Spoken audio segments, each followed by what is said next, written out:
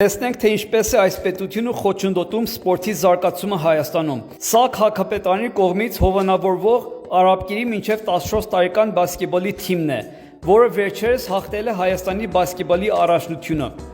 Արաբկիրի մարզադպրոցի մարզադահլիճը այս երեխաներին պարապմունքների համար տրամադրվում է շաբաթական ընդամենը 3 անգամ յուրաքանչյուր 1.5 ժամով։ Այս երեխաները այլ ժամերին զրկվում են պետական մարզադահլիճից օգտվելու հնարավորությունից, քանի որ ոմանք մարզասրահը վարձակալության են տալիս 25,000 դրամով 1.5 ժամվա համար։ Արաբկիրի շրջանում միակ գործող բացօթյա բասկետբոլի դաշտը Երազ թաղամասում էր, որտեղ ապրում են խաղացողներից մի քանիսը, սակայն վերջերս Երազ թաղամասը հանել է բասկետբոլի օղակները և տեղադրել ֆուտբոլի դարպասներ։ Չնայած Երազի դաշտը ռետինե է,